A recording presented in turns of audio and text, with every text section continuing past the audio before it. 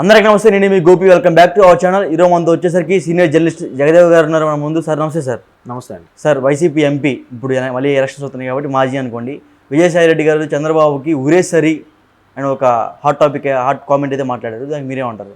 విజయసాయి రెడ్డి గారు అంత హాటుగా వ్యాఖ్యానించడం నేను చూడలేదు. మామూలుగా విమర్శనగాను అలాంటి వాళ్ళు భూమి మీద బతకూడదు, ఊరేసరి ఇలాంటివి కొంచెం ఏం మాట్లాడతాం, అది ఎంతవరకు కరెక్టు. కాకపోతే నెల్లూరు నుంచి పోటీ చేస్తున్నారు ఆయన విజయసాయి రెడ్డి గారు అసలు చాలా ఎప్పుడు హుందాగా మాట్లాడతారు. నెంబర్ 2 స్థానంలో వైసీపీ జగన్మోహన్ రెడ్డి గారి తర్వాత ఉన్న సార్ మేబీ అదే చాలామంది వచ్చారు, ప్రభుత్వ సలహాదారులు వచ్చి దాన్ని ఆక్యుపై చేశారని కూడా వార్తలు వినిపిస్తున్నాయి. బట్ విజయసాయి రెడ్డి గారు జగన్మోహన్ రెడ్డి గారు లావాదేవీలన్నీ చూసుకునే ఆడిటర్ గారు ఆయన. సో ఆయన అనూహ్యంగా రాజకీయాల్లోకి రావడం, తర్వాత ఆయన కూడా కొన్ని రకాలుగా స్పందించడం, మాట్లాడడం, విమర్శలు చేయడం అవి కూడా చూసాం. బట్ వైసీపీలో కూడా ఒక కల్చర్ ఉండే అందరూ విమర్శించే మాట ఏంటంటే, ఏముంది ముందు వైసీపీలోకి రావాలి, పదవి కావాలి, లేదా వైసీపీ తీర్థం పుచ్చుకోవాలంటే ప్రధాన క్వాలిఫికేషను చంద్రబాబు నాయుడు గారిని తిట్టాలి అని మనం చాలా సందర్భాల్లో చాలామంది విశ్లేషకులు చెప్పగా నేను విన్నాను. మీరు చూసే ఉంటారు. చంద్రబాబు నాయుడు గారిని, లోకేష్ గారిని, పవన్ కళ్యాణ్ గారిని తిట్టడమే ఫస్ట్ క్వాలిఫికేషన్. ఆ తర్వాత రకరకాల విమర్శలు చేయాలి.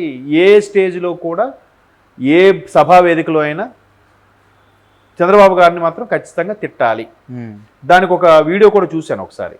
రోజా గారు ఇలాగే మాట్లాడుతూ, ఇప్పుడు అడ్వర్టైజ్మెంట్ చేసేటప్పుడు ఒక ప్రోడక్ట్ ఉంది, లక్స్ సోపు వాడితే హీరోయిన్లు వాడుతారు, హీరోయిన్లా అవుతారు, వాడు సొంత డబ్బా కొట్టుకుని. అంతేగాని లక్సోడు వచ్చి సంతూర్ను వాడద్దు, సింతాల్ను వాడద్దు, లెరిలు వాడద్దు అని ఏం చెప్పడం. రాజకీయాల్లో కూడా అలాగే ఉంటుంది. మన ప్రభుత్వ పరిపాలన చూడండి, మన పథకాలు చూడండి. ఎవరో ఏదో చెప్పిన దానికి మీరు ఫీల్ అవ్వద్దు, చెయ్యొద్దు, ఇది ఖచ్చితంగా మన మీద వస్తుంది, ఇవన్నీ ఇలాంటి పథకాలు ఏ ప్రభుత్వం ఇవ్వలేదు అని చెప్పచ్చు. కానీ ఎలా అయిపోయిందంటే రాను లెరిల్ సోప్ మంచిది కాదు, సింతాల్ సోప్ మంచిది కాదు అన్నట్టుగా, ఇంకా వాడు వేస్ట్, వీడి సన్నాసి, వీడు ఏం చేసింది లేదు, వాడు లంగాగాడు, వీడు దొంగగాడు, ఇట్లాగా అయిపోయింది. అట్లా అది ఒక దౌర్భాగ్యం స్థితిలోకి వెళ్ళిపోయింది రాజకీయాలు. మొన్న కూడా మురళీమోహన్ గారు ఇంటర్వ్యూ చూశారు. వాళ్ళ కోడలు గారు లాస్ట్ టైం 2019లో కంటెస్ట్ చేశారు కృష్ణా జిల్లాలో, మచిలీపట్నమా పెడన సంథింగ్ కంటెస్ట్ చేసినప్పుడు అఫ్కోర్స్ గెలవలేదు అనుకోండి. ఆవిడ అదే చెప్తున్నారు, ప్రస్తుత రాజకీయాలు యాంకర్ అడిగారు, ప్రస్తుత రాజకీయాలకు మీరు వస్తారా, మళ్ళీ వచ్చే అవకాశం ఉందంటే, ప్రస్తుత రాజకీయాలను తట్టుకునే స్థాయి నాది కాదండి. ఎందుకంటే పోటీ పడవచ్చు, సర్వీస్ చేయొచ్చు, రాజకీయం అనేది ఒక సేవ, ప్రజలతో మమేకం అవ్వాలి, వాళ్ళతోనే ఉండాలి, వాళ్ళ కోసం ఆలోచించాలి, స్థానికంగా ఒక ఇల్లు తీసుకొని ఉండాలి, ఇవన్నీ చేస్తాం. కానీ మరీ పర్సనల్గా విమర్శలకు వెళ్ళిపోతున్నారు. ఆ స్థాయి అయితే నేను తట్టుకోలేనండి. నా కుటుంబం గురించి మాట్లాడితే ఎవరికైనా పెయిన్ అనిపిస్తుంది. మరీ కుటుంబం గురించి మాట్లాడినా కూడా ఆ పెయిన్ తట్టుకుని నిలబడగల రాజకీయాలు నాకు వద్దు అని ఆవిడ స్టేట్మెంట్ ఇచ్చారు. అంటే అలా అయిపోయి ఇప్పుడు మీరున్నారు, ఏమంటే మీరు ఈ క్వశ్చన్ వేశారు, నేను చెప్పలేకపోయిన క్వశ్చన్ వేశారు, అప్పుడు నేను అక్కడి నుంచి స్కిప్ అవ్వడమో లేదా మీరు అడిగిన క్వశ్చన్కి విశదీకరించి చెప్పడమో చెయ్యాలి. అలా కాకుండా మీరేంటి అసలు జర్నలిజం చేశారా, మీరు నన్ను ఈ క్వశ్చన్ అడిగే స్థాయా మీది, మీ ముఖం ఎప్పుడైనా అర్థంలో చూసుకున్నారా, మీ క్వాలిఫికేషన్ ఇలాగ అడిగితే లాభం ఏంటండి, మీరు అసలు ఏ ఫ్యామిలీ నుంచి వచ్చారు, ఇది కాదు కదా. నీకు చేతనైతే అడిగిన క్వశ్చన్కి సమాధానం చెప్పు, లేదా తప్పుకో, లేదా స్కిప్ అయిపో, నీ తెలివితేటలు ఉపయోగించి ఒకటి అడిగితే ఇంకోటి చెప్పు. అంతేగాని నిన్ను పర్సనల్గా మిమ్మల్ని, మీ స్థాయిని, మీ వ్యక్తిత్వాన్ని మీద విమర్శించడం ఏంటి అంటే నీకు దగ్గర ఆన్సర్ లేదంటే కదా. దాంటే డొంకతిరుడు లేదు, డైరెక్ట్ ఎగ్జాంపుల్ చెప్తున్నాడు. పవన్ కళ్యాణ్ గారు విమర్శించారు, పవన్ కళ్యాణ్ గారికి ఒక వార్డు మెంబర్ కూడా లేడు కదా, ఒక వార్డు సర్పంచ్ కూడా కాదు, ఒక వార్డు మెంబర్ కూడా, పంచాయతీలో వార్డు మెంబర్ కూడా లేడు జనసేన పేరు మీద, జనసేన పార్టీ తరఫున. మరి ఆయనకు విమర్శిస్తే ఆయన గురించి ఎందుకు అంత భయపడి ఆయనకు అంతగా విమర్శిస్తున్నారు? సరే, అయితే జనసేనకి సంబంధించి, పవన్ కళ్యాణ్ గారికి సంబంధించి ఒక ఎమ్మెల్యే కూడా లేదు. ఒక ఎమ్మెల్యే, ఒక ఎమ్మెల్యే గెలుచుకున్నారు, ఆ ఎమ్మెల్యే కూడా అక్కడ అందరూ వైసీపీలోకి వెళ్ళిపోయారు కదా. సో ఇతను 2 దగ్గరలో ఓడిపోయారు. ఇతను అడిగిన దానికి ఏం చెప్తున్నారు, సార్ మీరు పోలవరం ఎందుకు కట్టలేదు అంటే మీరు 4 పెళ్ళిళ్ళు చేసుకున్నారు. సార్ మీరు ప్రత్యేక హోదా గురించి ఎందుకు మాట్లాడట్లేదు, 4 పెళ్ళిళ్ళు చేసుకున్నారు. అంటే ఫ్యామిలీ పర్సనల్గా వెళ్ళిపోతున్నారు. అది అనవసరం కదా, వ్యక్తిగతంగా ఎందుకు మాట్లాడుతున్నారు? అట్లా ఇలాగ వెళ్ళిపోవడం అనేది రాజకీయాల్లో ఇది ఒక కొత్త కోణంలాగా అనిపిస్తుంది నాకు.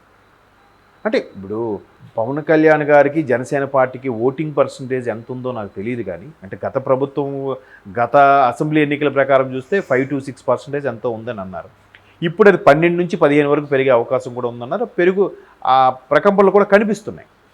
సో ఇప్పుడు అంత స్థాయిలో ఒక ఎమ్మెల్యే కూడా లేని జనసేన పార్టీకి ఎందుకు అంత విమర్శించేసి పర్సనల్గా లైఫ్లోకి వెళ్ళిపోతున్నారు? మీకు అర్థమైందా? లేదు, వీడు ఆ హీరోయిన్తో లింక్ పెట్టుకున్నారు. మొన్న ఇక్కడ ఫోన్ ట్యాపింగ్ వ్యవహారంలో కూడా చాలా ఒకసారి కేటీఆర్ గారు కూడా అదే చెప్పారు. ఇప్పుడు నన్ను అనొచ్చు, మా అబ్బాయి లావుగుంటాడు అదే ఉంటాడని కూడా విమర్శించారు. అది కరెక్ట్ కాదు, అంతే కదా. ఇప్పుడు ఆయన వరకు ఎన్నైనా అనండి, ఆయన పర్సనల్గా వెళ్ళకూడదు. మీ అబ్బాయి లావుగుంటాడు, అది తప్పదు. అంటే ఏంటి? ఆయనతో డిబేట్ చేయలేక, ఆయన ముఖాముఖిగా ఎదుర్కోలేక, ఆయనతో సరిగ్గా విమర్శలు చేయలేక, ఆయన మాటల ధాటికి తట్టుకోలేక మీరు ఎట్లా వెళ్ళిపోతున్నారు? మొన్న రోజా గారు ఏమంటున్నారు? గాడిదకి వచ్చినట్టు 50 ఏళ్ళు వచ్చినాయి, ఇంకా మీకు బుద్ధి రాలేదు అని పవన్ కళ్యాణ్ గారిని విమర్శిస్తున్నారు. అవి ఏంటంటే మాటలు? ఎవరా మాట్లాడతారు? ఒకప్పుడు మాస్టర్లు, గవర్నమెంట్ స్కూల్స్ మాస్టర్లు పిల్లల్ని ఎవరే గాడిద, ఎవరే దున్నపోతు ఇట్లా తిట్టేవారు, అంతే. అలాగని బూతులు తిట్టేవారు కాదు.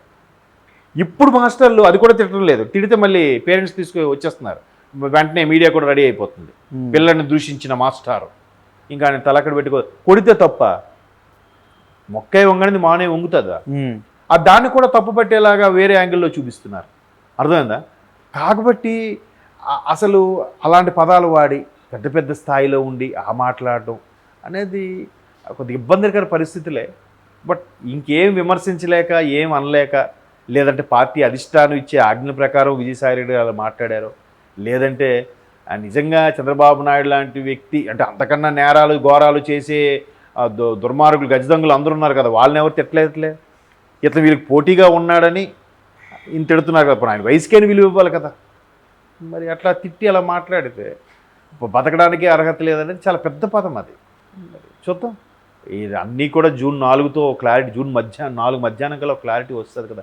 ఎవరు బతకడానికి అర్హులో, ఎవరు బతకడానికి అనర్హులో భగవంతుడే డిసైడ్ చేస్తాడు. Okay sir, thank you sir.